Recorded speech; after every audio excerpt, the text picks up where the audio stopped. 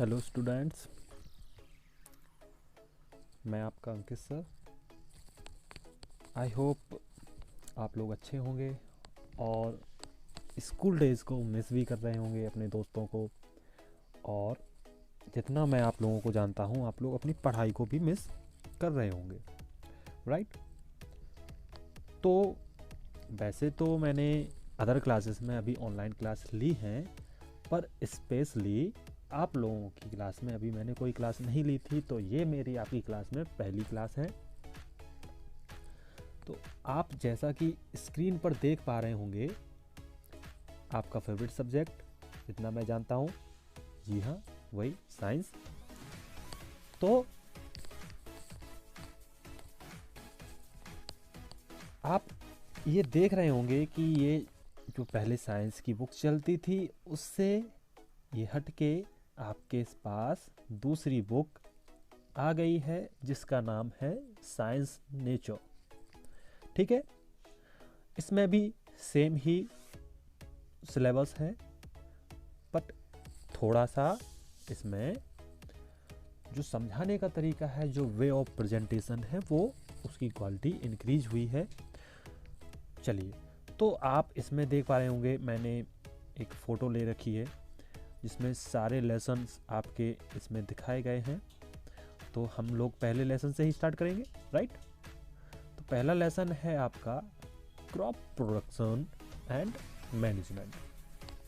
जैसा कि नाम से ही आपको पता चल रहा है, crop production and management mean फसलों का उगाना और उनका रख रखाव, है ना?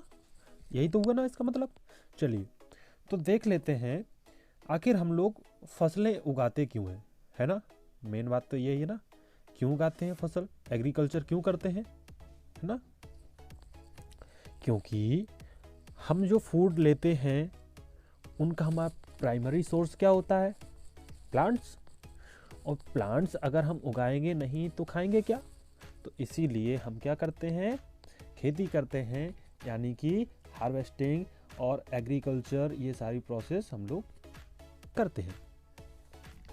चलिए, तो इतना तो आपको पता चल गया कि हमें अपने डेली वर्क करने के लिए एनर्जी की नीड होती है, और एनर्जी की नीड के फुलफ़िल करने के लिए हमें न्यूट्रिएंट की ज़रूरत होती है, और न्यूट्रिएंट हमें भोजन से मिलते हैं, भोजन हमें पौधों से मिलता है, पौधे हमें उगाने पड़ते हैं, उनका रखरखाव करना पड़ता है। ये सारी चीज़ें आप पहले पिछली क्लास में यानी कि 7th में पढ़ चुके हैं। ठीक है, तो मैं ज़्यादा टाइम ना लेते हुए सीधा स्टार्ट करता हूँ कि आपकी फर्स्ट हेडिंग है क्रॉप प्लांट्स। जैसा कि आप देख पा रहे होंगे, what are crop plants. Crop plants क्या होते हैं? क्रॉप प्लांट्स वो होते हैं जो हम खेतों में उगाते हैं, है ना? देखिए लिखा है, when a large number of plants are grown at the same place for food is called a crop। जब एक ही जगह पर कई सारे जो प्लांट्स होते हैं वो फूड के लिए ग्रो किए जाते हैं या उगाए जाते हैं, तो वो फसल यानी कि क्रॉप कहलाती है। देखिए लिखा है फिर, a large number of wheat plants grown in a field make up crop of wheat. अगर एक ही जगह पर बहुत सारे वीट यानी कि गेहूं के पौधे जो हैं वो उगा दिए जाएंगे, तो वो क्या कहलाएगी? गेहूं की फसल कहलाएगी या गेहूं की क्रॉप कहलाएगी, है ना? क्रॉप ऑफ वीट कहलाएगी। ऐसे ही the branch of agriculture which deals with ornamental and fruit plants is called horticulture. ऐसे ही खेती की यानी कि एग्रीकल्चर की वो शाखा, वो ब्रांच जिसमें ऑर्नामेंटल एंड फ्रूट प्लांट्स को उगाया जाता है, यानी कि खाने पीने वाले फ्रूट्स और फ्रूट्स पौधों को उगाया जाता है, तो वो आपके किस कैटेगरी में आती है? हॉर्टिकल्चर में। ठीक है, अब बात कर लेते हैं क्लासिफिकेशन ऑफ क्रॉप्स की, यानी कि जो आपकी क्रॉप होती है उसको किन किन कैटेगरी में डिवाइड किया गया है। देखिए लिखा है, there are 2 types of crop according to this book, है ना? एक तो है आपकी खरीफ क्रॉप और दूसरी है रबी क्रॉप। फर्स्ट वन ये है और दूसरी वाली ये है। चलिए, तो देखिए, crops have been classified as cereals, pulses, vegetables, fruits, oil, seeds, fiber producing plants, medicinal plants, etc. according to the season. Crops can be classified as follow. जो आपकी क्रॉप होती है वो कई तरीके से क्लासिफाइड किए जाते हैं, सॉरी उसका जो वितरण होता है वो किया जाता है, उनका जो भागों में उसको बांटा जाता है। जैसे कि कोई खाने पीने वाले हो गए, कोई गेहूं के हो गए, तो कोई फलीदार पौधे हो गए, और कोई फ्रूट्स वाले हो गए, और कुछ पौधे ऐसे हो गए जो जिनसे हमें ऑयल मिलता है। तो कई प्रकार से उनको डिवाइड किया जा सकता है, राइट। तो पहले हम बात कर लेते हैं खरीफ क्रॉप की। खरीफ क्रॉप आप लोग बहुत अच्छे से जानते हैं, और रबी क्रॉप के बारे में भी आपने पिछली क्लासेस में पढ़ रखा है। खरीफ क्रॉप कब बोई जाती है? जून और जुलाई के बिगनिंग में, यानी कि जब बारिश स्टार्ट ही होती है, मॉनसून आया ही होता है, तब ये फसलें बोई जाती हैं। इनमें मेनली आपके होते हैं, देखिए, मेज, सोयाबीन, कॉटन, ये सारे क्या हैं आपके? ये हैं आपके खरीफ क्रॉप के example. And paddy and rice also, okay. तो और ये जब काटी कब जाती है फसल? ये काटी जाती है जब मॉनसून का एंड होता है, सितंबर एंड अक्टूबर में। बोई कब जाती है? मॉनसून के स्टार्टिंग में, जून एंड जुलाई में। और काटी कब जाती है? मॉनसून के एंड में, सितंबर एंड अक्टूबर में। ठीक है, चलिए सेकंड वन की बात कर लेते हैं, रबी क्रॉप की। ठीक है, रबी क्रॉप ये कब? देखिए लिखा है, rabi crop are sown during October and December at the beginning of the winter and harvested in March and April. सर्दियों की शुरुआत में इसको बोया जाता है, एंड हार्वेस्ट कब किया जाता है, काटा कब जाता है? गर्मियों की शुरुआत में, यानी कि मार्च एंड अप्रैल में। और अभी जो सीजन चल रहा है वो इसी रबी क्रॉप का ही सीजन चल रहा है, जिसमें wheat, gram, mustard are some example of rabi crop. आप कभी भी बाहर निकलते होंगे या निकले होंगे, अभी तो कुछ दिनों से नहीं निकले होंगे बेसिकली, पर आपने देखा होगा खेतों में तो आपको सबसे ज़्यादा यही सब फसलें दिखाई दे रही होंगी, जैसे कि गेहूं हो गया, चने हो गए, है ना, और ये सरसों हो गया, ये सब आपको अभी देखने को मिल रहे होंगे। तो ये किसका एग्जाम्पल है? ये है आपके रबी क्रॉप्स के एग्जाम्पल। चलिए अब बात कर लेते हैं एग्रीकल्चरल प्रैक्टिसेस की। एग्रीकल्चरल प्रैक्टिसेस मीन्स खेती बाड़ी का काम करना, जो खेती होती है उसके काम करना। देखिए लिखा है, farmers do very hard work for get maximum production from the field. For this they use different methods of skills are called agricultural practices. खेती के लिए जो जो उपक्रम या जो जो काम किए जाते हैं वो किसके अंतर्गत आते हैं? वो आते हैं आपके एग्रीकल्चरल प्रैक्टिसेस के अंडर। ठीक है, agricultural practices are specific methods which when applied to agriculture create food for consumer or further processing that is safe and wholesome. There are certain conditions which are very important for ensuring a high crop field in order to grow well and healthy plants for crop. Right type of soil, plowing seeds, proper handling of animals, proper irrigation method, and use of manures and fertilizers are needed. This includes proper pest control, use of harvester and threshers. When agricultural practices are carried successfully by using old or modern tools, these are known as farming implements. देखिए कितना सारा काम होता है। कहने को तो केवल फार्मिंग एक वर्ड है, बट इसके अंदर जो सारी चीज़ें प्रोसेस आती हैं उनमें आपकी खेती, जो खेत है उसको बनाने से लेकर, यानी कि प्लाउ करने से लेकर, उसमें बुआई यानी कि सोइंग करने से लेकर, उसमें इरिगेशन, पानी लगाना और खाद भी डालना और पेस्टिसाइड्स का यूज़ करना, है ना, ये सारी चीज़ें। फिर उसके बाद जब फसल जब पक जाती है तो उसके बाद थ्रेसिंग, हार्वेस्टिंग एंड स्टोरिंग उसकी। तो ये सारी चीज़ें जो हैं वो एग्रीकल्चरल प्रैक्टिसेस में आती हैं और इसको फार्मिंग इम्प्लीमेंट्स भी बोलते हैं, राइट। चलिए अब बात कर लेते हैं हम लोग कि सबसे पहले, ये तो बात हो गई कि एक एग्रीकल्चर एक्टिविटी में, यानी कि अगर हम लोग कोई फार्मिंग करने जाते हैं, कोई फार्म बनाने जाते हैं, खेत पे काम करते हैं, सबसे पहले खेती करना चाहते हैं, तो सबसे पहले हमें क्या करना होगा। ये तो बात हो गई हमने कि हमें क्या क्या करना पड़ेगा, बट सबसे पहले क्या करना पड़ेगा, सबसे पहले वही है ना, खेत की खुदाई। अब खेत की खुदाई को क्या बोलेंगे हम लोग, है ना, प्रिपरेशन ऑफ सॉइल। चलिए देखिए सॉइल आखिर करती क्या है। सॉइल आपकी जो पौधे होते हैं ना, उनकी रूट्स होती हैं, उसको एक तो पकड़ के रखती है अच्छे से, है ना, और उसको मिनरल्स और वाटर देती रहती है, जिससे कि जो प्लांट होता है वो इजीली अच्छे से ग्रो हो पाता है। तो soil anchors the root of plant, provide nutrient and water to them and also provide oxygen to the roots. The microbes and other organism such as earthworm in the soil help to keep it fertile. Therefore it is very important that the soil must be well prepared, है ना। Soil हमेशा बहुत ही अच्छे से prepare होनी चाहिए, बहुत ही अच्छे से उसकी जुताई की जानी चाहिए, क्योंकि उसमें जो माइक्रोब्स होते हैं और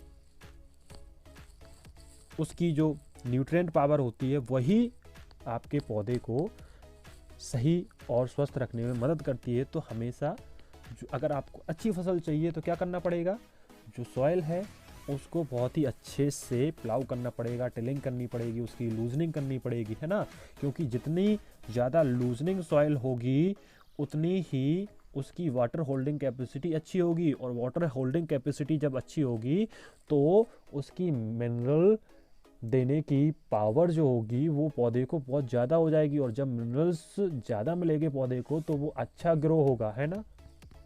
चलिए देखिए लिखा है, plowing makes the soil loose and porous. The roots of seedling can penetrate the loosened soil easily. When the roots grow deeper and spread out, the plant is anchored well to the soil. यही बात मैंने अभी बताई है आपको, ठीक है। And second one, water drains easily in loosen soil, this help root to breathe and not drown. ये भी चीज़ मैं बता चुका हूँ कि अगर मिट्टी जो होगी वो ढीली होगी तो उसमें पानी अच्छे से जाएगा और उसकी जड़ों को इजीली ब्रीथ करने का मौका मिल पाएगा, यही चीज़ें हैं। Ploughing help to aerate the soil, help micro organism and earthworm present in the soil to make the soil fertile. हाँ, ये चीज़ मेन है। अब आपको पता है, आपने क्लास 7th में पढ़ रखा है कि मिट्टी में माइक्रोब्स रहते हैं, है ना, जैसे कि अर्थवर्म हो गया। अर्थवर्म क्या है, किसान का दोस्त कहा जाता है ना, है ना। किसान का दोस्त क्यों कहा जाता है, क्योंकि ये आपकी मिट्टी को फर्टाइल रखता है। अब जब अर्थवर्म को वहाँ हवा नहीं मिल पाएगी, अगर हम सॉइल को लूज नहीं करेंगे तो उसको भी तो ऑक्सीजन चाहिए होती है थोड़ी बहुत, तो उसको नहीं मिल पाएगी तो वो उसमें नहीं रह पाएगा तो सॉइल उतनी फर्टाइल नहीं रहेगी। चलिए, fertilizers and manure can be mix well with the loosen soil. और फर्टिलाइज़र ईजिली जब हम खेत को प्लाउ कर लेते हैं तो लूज कर लेते हैं तो उसमें ईजिली मिक्स हो जाते हैं।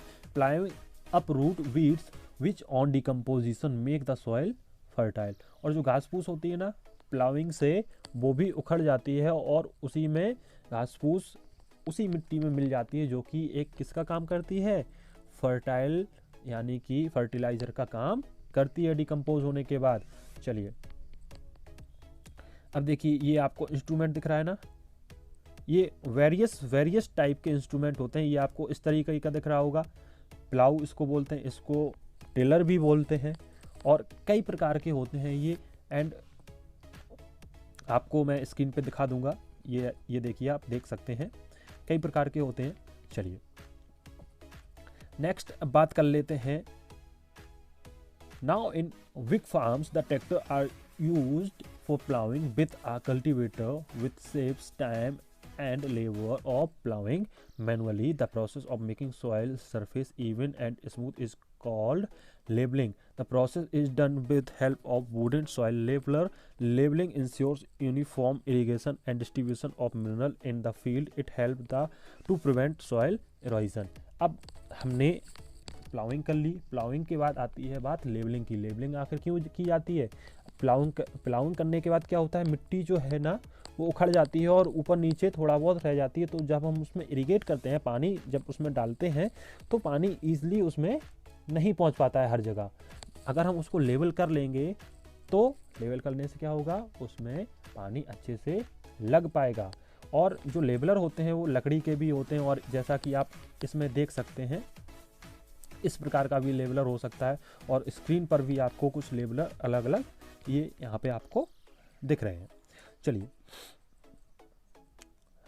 अब एक मेन प्रॉपर चीज़ आती है कि आपने खेत तो अपना तैयार कर लिया। आप खेत तैयार करने के बाद आप अपना जो सीड्स होते हैं उनको भी तो देखेंगे ना, कि वो किस प्रकार का सीड आपको बोना है, कैसा कितना रखा हुआ होना चाहिए, या कैसा होना चाहिए, उसका प्रॉपर हैंडलिंग होनी चाहिए, है ना।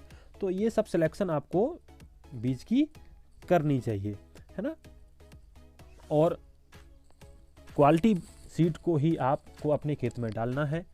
और ये जो प्रोसेस होती है अगर हम इसको मैनुअली करें, ठीक है, अगर हम इसको मैनुअली करते हैं तो ये कहलाती है आपकी ब्रॉडकास्टिंग। क्या कहलाती है? ब्रॉडकास्टिंग। देखो लिखा है sowing can also be done manually by scattering seed and spreading them into the field. This is called broadcasting. क्या कहलाती है ये? ब्रॉडकास्टिंग। ठीक है, चलिए नेक्स्ट, ये आपको यहाँ पर एक सीड्रिल दिख रहा होगा। सीड्रिल का मतलब है बीज बोने की मशीन। कई डिफरेंट टाइप के ये भी होते हैं, आपको ये स्क्रीन पे दिख रहे होंगे डिफरेंट टाइप के। इनमें होता क्या है, एक फनल टाइप की एक नली लगी हुई होती है, जिसमें से ऊपर एक ड्रम होता है जिसमें बीज भरा हुआ होता है, और वो धीरे धीरे करके नीचे को आते रहता है। और ट्रैक्टर से या किसी भी मैनुअली किसी भी चीज़ से आपका जो ये इंस्ट्रूमेंट होता है वो आगे आपके फील्ड में चलता रहता है, और उससे सीड जो होते हैं वो डिफरेंट जगह पे गिरते रहते हैं और आपकी सीडलिंग हो जाती है। ठीक है, चलिए तो ये हो गई आपकी इसकी प्रोसेस। अब बात करते हैं दूसरा, एक और प्रोसेस होती है ट्रांसप्लांटेशन। ट्रांसप्लांटेशन का मतलब है एक जगह से दूसरी जगह पर पौधे को लगा देना। आपने देखा होगा हमारे यहाँ जो धान की खेती होती है ना, या कोई वेजिटेबल्स की खेती होती है, या छोटे छोटे पौधे को हम घर लाते हैं और लगा देते हैं, वो एक जगह से उठा के हम दूसरी जगह ही तो लाते हैं और दूसरी जगह ला के लगा देते हैं। तो ये प्रोसेस होती है, वो कहलाती है क्या? ट्रांसप्लांटेशन। तो देखो लिखा है it is the process of transferring healthy seedling from the plot or nursery to the main field. Nursery में से मेन फील्ड, जहां आपका खेत है, फील्ड है, वहां पर छोटे छोटे पौधों को लाना और वहां पे लगा देना कहलाती है क्या? Transplantation. Transplantation is common in the cultivation of paddy and vegetables. धान और सब्जियों की खेती में ये कॉमन चीज है। चलिए नेक्स्ट आपका improving soil fertility. Soil fertility को आप कैसे इम्प्रूव कर सकते हैं? आपने पिछली क्लास में सॉइल रिप्लेनिशमेंट नाम से एक पूरा टॉपिक पढ़ रखा है, वही है यहाँ पे। सॉइल को रिप्लेनिश कैसे होती है?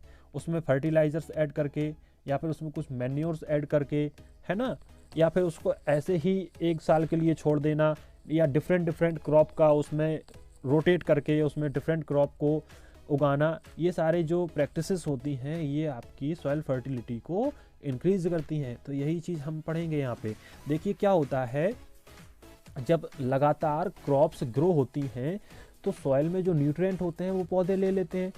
तो जो पौधे न्यूट्रिएंट ले लेते हैं, देन उसमें सॉइल की जो फर्टिलिटी होती है वो कम हो जाती है। तो उसको बढ़ाने के लिए हमें कुछ उपाय करने पड़ते हैं, कुछ मेथड्स अपनाने पड़ते हैं। तो उन्हीं मेथड्स में से है, देखिए पहला है फील्ड फैलो। फील्ड फैलो का मतलब यही है कुछ दिनों के लिए वो ऐसे ही छोड़ दिया जाए, जो आपका फील्ड है वो ऐसे ही छोड़ दिया जाए, उसमें कुछ भी ना किया जाए। तो धीरे धीरे वो अपने आप ही अपनी जो फर्टिलिटी है वो फील्ड इंप्रूव कर लेता है, और कुछ दिनों बाद उसमें कोई दूसरी क्रॉप उगाई जाए। एंड दूसरा है आपका क्रॉप रोटेशन। क्रॉप रोटेशन का मतलब है कि टाइम टू टाइम अलग अलग क्रॉप का यूज़ करना। आपको पता है कि डिफरेंट क्रॉप्स जो होती हैं वो डिफरेंट टाइप के माइक्रोब्स को सपोर्ट करती हैं, है ना। तो जो माइक्रोब्स होता है वो क्या करता है, आपके सॉइल में नाइट्रोजन की आपूर्ति बनाए रखता है।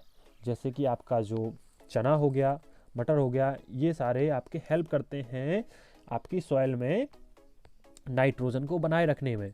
और जो वीट हो गया ये ज़्यादा नाइट्रोजन कंज्यूम करते हैं, तो क्या करें, कभी हम उसमें ग्राम कर लें, पी कर लें, या कभी उसमें वीट कर लें, तो क्या होगा, दोनों की इक्वल बने रहेंगे और दोनों ही क्रॉप जो होंगी वो अच्छे से ग्रो होंगी। ऐसे ही मल्टीपल क्रॉपिंग में क्या करेंगे, जैसे कि मैंने आपको वीट और पीस का एग्जांपल लिया है ना, अब इसको हम क्या करें, एक ही खेत में एक साथ एक ही टाइम पे कर लें, तब भी तो काम चल जाएगा ना। तो ये हो गया आपका मल्टीपल क्रॉपिंग, जब हम एक ही खेत में एक साथ कई सारी फसलों को एक साथ ही उगा लेते हैं, तो वो भी क्या करते हैं, एक दूसरे को सपोर्ट करते हैं। लेकिन फिर भी क्या होता है, कभी कभी ये सारी प्रोसेस जो हैं वो फुलफिल, आपकी जो सॉइल है उसकी नीड को फुलफिल नहीं कर पाती हैं, तो हमें अलग से ऊपर से सॉइल की फर्टिलिटी को मेंटेन करने के लिए कुछ फर्टिलाइजर्स और कुछ केमिकल्स यूज करने पड़ जाते हैं। ठीक है, तो वो भी हम लोग अपना लेते हैं। देखिए लिखा है, however this natural methods done are not enough to maintain the soil fertility, so farmer have to add manures and fertilizers from time to time. क्या यही लिखा है ना मैंने जो अभी बताया। चलिए अब बात कर लेते हैं adding manure to the field. अब मैन्योर यानी कि आपका जो खाद वगैरह है वो फील्ड में ऐड करना है। देखिए लिखा है, the fertility of agricultural land can be enriched by adding manure. Manure is mainly decomposed animal Dang and plant material. It contains a large amount of fiber. The fibrous nature of manure increase the water holding capacity of the soil and also make it more porous. Porous soil is good for the plant because it holds more air and keeps the roots healthy. Another good method of maintaining soil fertility is growing crop like beans and gram which have the natural ability of making the soil fertile. मैंने अभी आपको पीछे heading में बताया ना कि जो ग्राम और बीन्स वगैरह पी वगैरह हैं ये इनमें नेचुरल कैपेसिटी होती है कि सॉइल को फर्टाइल बनाए। क्यों, क्या करते हैं ये आपका जो राइजोबियम जो बैक्टीरिया होता है ना, पिछली क्लास में आपने पढ़ा है राइजोबियम बैक्टीरिया है ना, राइजोबियम बैक्टीरिया को ये सपोर्ट करते हैं। तो राइजोबियम क्या करता है, जो आपकी नाइट्रोजन होती है एयर में उसको मिक्स कर देता है आपकी सॉइल में। तो ये नेचुरल फर्टिलाइजर एक प्रकार से कहे जा सकते हैं इनको। ठीक है, ये सपोर्ट करते हैं आपकी सॉइल को अच्छा बनने में, उसमें मदद करते हैं, उसकी जो उसको इम्प्रूव करते हैं। चलिए नेक्स्ट बात कर लेते हैं, अप्लाइंग केमिकल फर्टिलाइजर। अब ये तो हो गई कि नेचुरल तरीके से हम लोग उसमें डंग का यूज़ करके, प्लांट मटेरियल का यूज़ करके, जो मैन्योर है वो आपने पिछली क्लास में पढ़ रखा है इसलिए मैंने इसको अभी यहाँ पे शॉर्ट में बता दिया है। चलिए, और केमिकल फर्टिलाइजर्स भी आपने पिछली क्लास में ब्रीफ में पढ़ रखा था। केमिकल फर्टिलाइजर्स क्या होते हैं आपको अच्छे से पता है। चलिए फिर भी यहाँ पर हम थोड़ा सा पढ़ लेते हैं। Plant need minerals such as potassium and phosphorus and salt like nitrates to grow. Often manure are not adequate to replenish these plant nutrient in the soil. Therefore, farmer use chemical fertilizer that mainly contain nitrogen, phosphorus and potassium. क्या चाहिए होता है हमारे plants को? Mainly nitrogen, phosphorus है ना, and nitrate. ये तो अब मिट्टी से पॉसिबल नहीं है कि हमेशा, जब आप इतनी सारी उसमें फसल कर रहे हैं तो हमेशा मिट्टी आपके जो पौधे हैं उनको ये सब चीज़ें दे पाए। तो क्या करते हैं किसान जो हैं, फार्मर्स हैं, वो इनको अलग से एज अ केमिकल फर्टिलाइज़र इनको मिट्टी में ऐड करते हैं। और क्या होता है, इससे उनकी जो फर्टिलिटी होती है, जो सॉइल की फर्टिलिटी होती है वो इंक्रीज हो जाती है। लेकिन यहाँ पर एक चीज़ और ध्यान रखनी होती है, ये केमिकल्स हैं। केमिकल्स जो होते हैं ज़्यादातर इसमें क्या होता है, दे हैज़ एसिडिक नेचर। सो ये क्या कर सकते हैं, आपकी सॉइल को एसिडिक बना सकते हैं। और एसिडिक सॉइल में आपने पढ़ा था ना क्लास 7th में 6th चैप्टर, उसमें आपकी एसिडिक सॉइल में कभी भी कोई फसल जो है वो अच्छे से ग्रो नहीं हो पाएगी। तो ज़्यादा मात्रा में कोई भी फर्टिलाइज़र का भी यूज़ नहीं करना चाहिए, है ना। चलिए अब मेन बात आती है, अभी तो आपने क्या किया, आपने अपने खेत को बनाया, उसमें सीडलिंग की, ठीक है। सीडलिंग करने के बाद आपने उसमें फर्टिलाइजर्स ऐड किए कि फसल अच्छी हो, लेकिन फर्टिलाइजर्स ऐड करने से क्या होगा, जब तक उसमें पानी नहीं होगा तो पानी भी तो देना पड़ेगा। तो बात कर लेते हैं इरिगेशन की। Irrigation means supplying water to the crops in field specific interval. Irrigation का मतलब क्या है? इरिगेशन का मतलब है टाइम टू टाइम आपके फील्ड में पानी पहुंचाना, है ना। ये क्या करता है? ये करता है आपकी germination of seed does not take place without water. पानी के बिना जर्मिनेशन प्रोसेस नहीं होगी। जर्मिनेशन आपको क्लास 6 में आपने पढ़ रखा है अच्छे से कि व्हाट इज जर्मिनेशन, है ना। तो जर्मिनेशन प्रोसेस भी आपको अच्छे से पता है, 7th में भी आपने पढ़ रखा है। चलिए, roots fails to develop and elongate in dry soil. अगर सॉइल ड्राई रहेगी, उसमें पानी रहेगा, तो जड़ें सूख जाएंगी और ग्रो नहीं हो पाएंगी। Nutrient can not move up from the soil in the absence of water. पानी रहेगा तो जो मिट्टी के न्यूट्रिएंट होंगे वो ऊपर यानी कि पौधे तक नहीं पहुंच पाएंगे। It protect the plant from Frost and hot air currents, ठीक है। और ये क्या करते हैं, गर्मी और ज्यादा सर्दी से प्लांट को बचाते हैं। दस water is essential for the proper growth and development of the crop. Water is absorbed by plants from the soil through the root system. Along with water, minerals are also absorbed. ठीक है, तो क्या होता है, पानी जब हम देते हैं, जब पौधों में खेत में अपने पानी देते हैं, तो पानी के साथ साथ मिट्टी में जो मिनरल्स होते हैं, है ना, जो भी उस न्यूट्रिएंट होते हैं, वो पौधे में पानी के साथ साथ एब्जॉर्ब हो जाते हैं। चलिए अब बात कर लेते हैं कि पता तो चल गया हमें कि हमें इरिगेशन करना है, फील्ड को इरिगेट करना है, बट कैसे करेंगे। तो कुछ ट्रेडिशनल मेथड्स हैं और कुछ जो आज के नए ज़माने के मेथड्स हैं, जिनको हम बोलते हैं न्यू मेथड्स, है ना। चलिए तो ट्रेडिशनल मेथड्स देख लेते हैं क्या क्या है। ट्रेडिशनल मेथड्स में आपको पता है, लोग पहले हाथों से पानी डालते थे बाल्टियों में भर के, या फिर कुछ ऐसा सिस्टम बनाते थे जिससे जो जानवरों से चलाया जा सके, जैसे कि आपका रेहट हो गया, है ना, चेन पंप हो गया, ढेकली हो गई, है ना, मोट हो गया। ये सारे आपके पुराने मेथड्स थे जो कि चीपर हुआ करते थे आज के सिस्टम से, लेकिन ये बहुत ही टाइम कंज्यूमिंग हुआ करते थे और इन मेथड्स को हम बड़े फील्ड में अप्लाई नहीं कर सकते थे। लेकिन आज का जो मेथड है, स्प्रिंकलर सिस्टम मेथड, ये क्या करता है, एक तो आपकी पानी की भी बचत करता है और दूसरा टाइम बहुत कम लेता है और एक साथ ही बहुत सारे एरिया को कवर कर सकता है ना। तो ये आजकल बहुत ही ज़्यादा यूजफुल है। चलिए, एंड दूसरा है आपका ड्रिप इरिगेशन। चूंकि आपने sprinkler system and drip irrigation दोनों ही आपने पढ़ रखे हैं। ड्रिप इरिगेशन क्या होता है? ड्रिप इरिगेशन भी जो है वो पानी बहुत ज़्यादा बचाता है, वो स्प्रिंकलर सिस्टम से भी कहीं गुना ज़्यादा पानी को बचाता है। क्यों बचाता है? क्योंकि ये टारगेट करता है एक एक पौधे को, जहाँ पौधा लगा होता है बस वहीं पर उसी जगह पर उसकी जड़ों में पानी को पहुँचाना। क्या होता है, खेतों में नलियाँ बिछा दी जाती हैं पानी की, और जहाँ पर पौधा होता है वहीं पर एक छोटा सा होल कर दिया जाता है, जिससे कि ड्रॉप करके पानी आता रहता है और पौधे को मिलता रहता है। इससे बहुत ही ज़्यादा पानी की बचत होती है। चलिए अब बात कर लेते हैं वीडिंग की।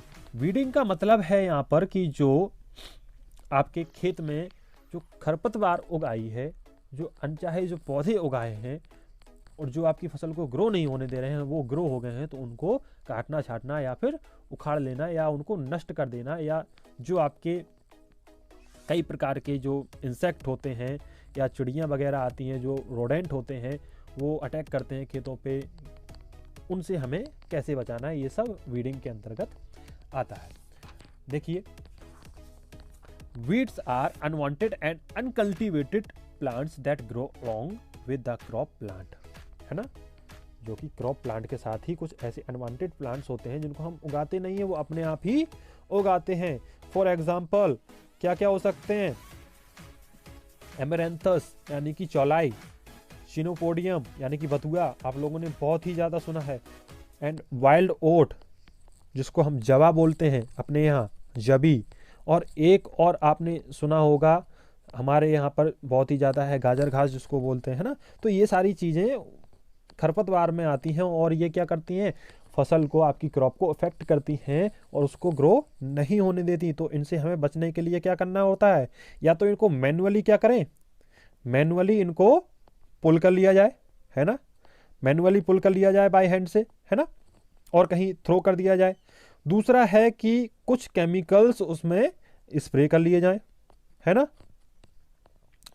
जैसे कि हर्बिसाइड्स हो गए एंड वीडीसीसाइड हो गए। वीडीसीसाइड्स मीन्स जो खरपतवार नाशक होते हैं उनको स्प्रे कर लिया जाए, है ना। तो they destroy the weeds but not affect the main crop. कुछ ऐसे हर्बिसाइड्स और वीडीसाइड्स होते हैं जो कि इनको तो नुकसान पहुंचाते हैं बट फसल को नुकसान नहीं पहुंचाते। Some common weedicides are dalapon, metachlor and seniazide. ये आपके कुछ कॉमन वीडीसाइड्स हैं जो कि बहुचर्चित हैं। चलिए अब क्या होता है, क्रॉप्स आर ईटेन और damaged by large animal such as cows, goat and bird, small animal such as mice and rat, and insect such as locust, weevils and termites. This can result in the destruction of crop. Under cultivation, birds are kept away from the field using scarecrow. क्या होता है, जो बड़े animals होते हैं like buffalo, काऊ, है ना, तो ये इनसे आपको अपनी फसल को बचाना होगा। छोटे एनिमल्स हैं रोडेंट जैसे कि माइस हो गया, रैट हो गया, ये सब से आपको अपने फसल को बचाना होगा। इंसेक्ट्स हो गए जैसे कि such as locust, weevil and termites, इनसे भी आपको बचाना होगा। और जो बर्ड्स हैं उनको तो स्केयर क्रो आपने देखा होगा गाँव में, जब आप जाते होंगे खेतों में देखते होंगे एक पुतला सा बना रहता है खेत में, उसको बोलते हैं स्केयर क्रो। उनसे उसको डरा के भगाया जा सकता है। या फिर क्या किया जा सकता है, चमकदार जो पॉलीथीन की पट्टी होती है, स्ट्रिप होती है, उसको चारों तरफ लगा दें तो वो उसकी चमक से जो बर्ड्स होती हैं और जो जानवर होते हैं वो दूर रहते हैं। Rodent are killed using rodenticides. Rodents जो हैं वो रोडेंटिसाइड्स का यूज करके किल किए जा सकते हैं, whereas insects are killed by spraying insecticides. और इंसेक्ट्स जो हैं वो इंसेक्टिसाइड्स का यूज करके किल किए जा सकते हैं। These different chemical, weedicide, rodenticide and insecticides are together called pesticides as they kill specific kind of pest. इन तीनों को एक साथ क्या कहा जाता है, पेस्टिसाइड्स, क्योंकि ये अलग अलग स्पेसिफिक काइंड के पेस्ट को किल करते हैं, दैट्स वाई इनको पेस्टिसाइड्स बोला जाता है। पेस्टिसाइड देखो बेटा, पेस्टिसाइड्स क्या होते हैं, हार्मफुल केमिकल तो होते ही है ना, तो ये आपकी सॉइल के साथ साथ हमारी हेल्थ को भी ये क्या करते हैं, नुकसान पहुंचाते हैं। इसलिए क्या करना चाहिए, इनका ज़्यादा से ज़्यादा क्या हो, कम से कम इनका यूज़ करना चाहिए। और उसकी जगह पर हमें कुछ और जैसे कि हर्बिसाइड्स होते हैं जो कि नेचुरल होते हैं, है ना, उनका हमें यूज़ ज़्यादा करना चाहिए। हमें केमिकल वाले पेस्टिसाइड्स का यूज़ बहुत ही रेयर कंडीशन में करना चाहिए, जब मुमकिन ही ना हो कि हर्बिसाइड से जो हमारे नेचुरल तरीके से हमें जो चीज़ें मिल सकती हैं उनसे अगर हमें कुछ लाभ नहीं मिल रहा है तो ही हमें केमिकल ओरिएंटेड पेस्टिसाइड्स की तरफ जाना चाहिए, है ना। चलिए, हार्वेस्टिंग, थ्रेसिंग एंड विनोइंग। अब देखिए आपकी जो फसल है, क्रॉप है, अब यहाँ तक पहुँच गई है कि वो पकने वाली है। तो जब पक जाती है, सूखने लगती है, तो हम क्या करना होता है, उसकी करनी होती है हमें हार्वेस्टिंग, थ्रेसिंग एंड विनोइंग, जिससे कि हम उसका जो सीड है वो निकाल सकें, उससे जो हमें अपनी क्रॉप चाहिए वो हम प्राप्त कर सकें। तो सबसे पहले क्या करते हैं, हम अपनी फसल जो है, क्रॉप है, उसको कट करते हैं। देखिए, कट एंड गैदर्ड, कट करते हैं और उसको इकट्ठा करते हैं। Then this may be done manually by using a sickle or by using a machine called harvester। ये हाथ से भी, हंसिए की सहायता से, या फिर मशीन की सहायता से जो कि हार्वेस्टर जिसका नाम होता है उसकी सहायता से हम ये कट कर सकते हैं।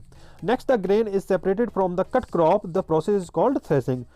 थ्रेसिंग भी आपने पढ़ रखी है, हार्वेस्टिंग भी आपने पढ़ रखी है, विनोइंग भी आपने पढ़ रखी है, तो इनको मैं शॉर्ट में बता देता हूँ। फिर क्या किया जाता है, इनका थ्रेसिंग कर लिया जाता है। थ्रेसिंग का मतलब है जो बीज है उसको, जो मेन क्रॉप है उससे अलग कर लेना।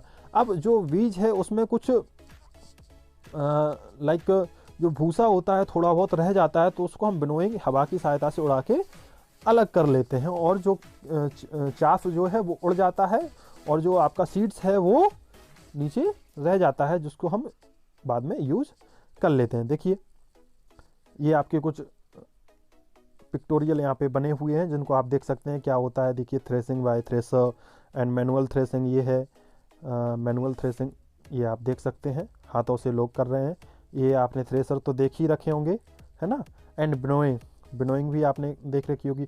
अब देखिए हमने अपना फूड जो है वो ग्रो कर लिया, हमारे खेत से हमारे इकट्ठा हो गया, थ्रेसिंग हो गई। अब उसको हमें स्टोर भी तो करना होगा, क्योंकि ये संभव नहीं है कि एक साथ इतना सारा जो फसल हुई है उसको हम बेच सके। तो क्या करते हैं, इसको हम स्टोर करते हैं।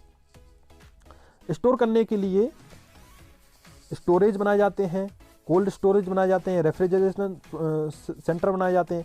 अब स्टोर में क्या करते हैं हम लोग, कंडीशन के हिसाब से जो सीड जैसी कंडीशन में उसको स्टोर करना होता है, किसी कोई ठंडी कंडीशन में या कोई सूखी कंडीशन में स्टोर करना होता है, तो उस हिसाब से स्टोर बने हुए होते हैं और उनमें हम लोग स्टोर कर लेते हैं। इनको ग्रेनरीज और ग्रेन स्लोस भी बोला जाता है। और ये इनकी जो दीवारें होती हैं ना, वो ट्रीटेड रहती हैं, जिससे कि जो इंसेक्ट्स हैं वो इसमें अटैक ना कर पाए। चलिए, फूड फ्रॉम एनिमल, अब हमने बात तो कर ली फूड फ्रॉम प्लांट्स की, अब फूड फ्रॉम एनिमल्स की भी बात कर लेते हैं। कुछ फूड हमें एनिमल्स से भी मिलता है ना, जैसे कि मीट हो गया, मिल्क हो गया, एग्स हो गए। तो ये हमें कहाँ से मिलते हैं, ये हमें देते हैं सब एनिमल्स। देखिए लिखा है a number of food item like milk, eggs, meat, honey and fish are obtained from animals. Rearing of animal on large scale with proper food, shelter and care is called animal husbandry. Animals are raised in farm. Rearing word आया है यहाँ पर, rearing आपको मैंने बताई है पिछली class में। rearing क्या होती है, जो पशु होते हैं उनको पालना ही rearing के अंतर्गत आता है। और पशुओं के पालने को क्या कहते हैं, एनिमल हस्बेंड्री। और ये कहाँ पाले जाते हैं, फार्म में, ठीक है।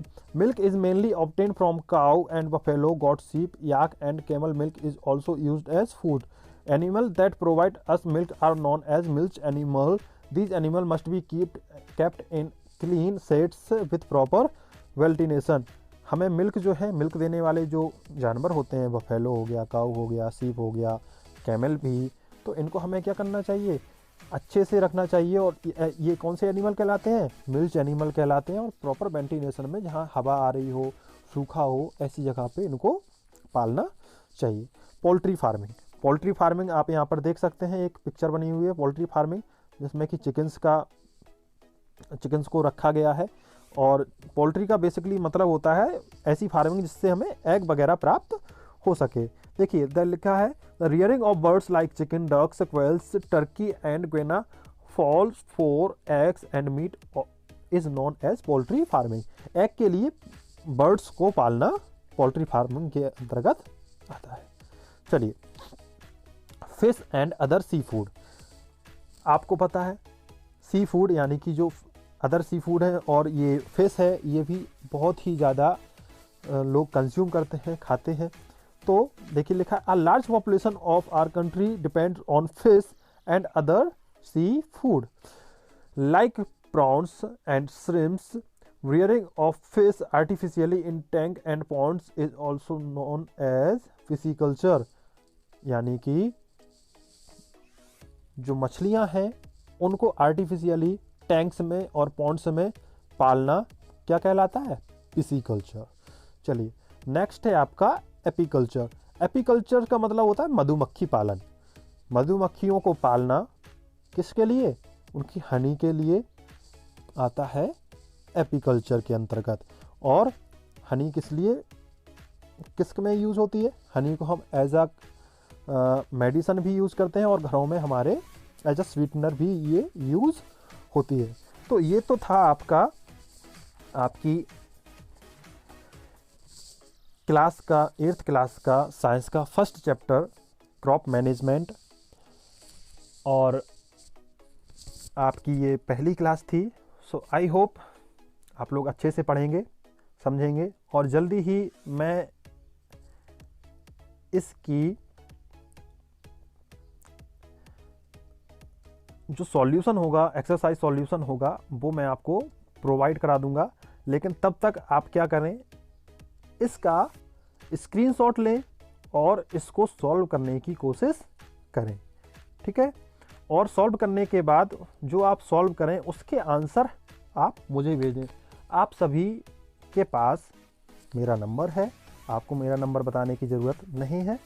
देखिए नेक्स्ट, ये स्क्रीनशॉट भी ले लीजिए और इसके आगे ये स्क्रीनशॉट भी ले लीजिए जो कि आपको सॉल्व कर लेने हैं। ओके, ये सॉल्व करने के बाद आप अपने आंसर मुझे भेजिए, मैं आपको बताऊंगा कौन सा सही है, कौन सा गलत है, या क्या होना चाहिए था, क्या नहीं होना चाहिए था। इसी के साथ बस पढ़ते रहिए और खेलिए भी, ये नहीं है, थोड़ा बहुत खेलिए भी, और बस ज़्यादातर घर पे रहिए। तो स्टे सेफ, है ना। चलिए, थैंक यू।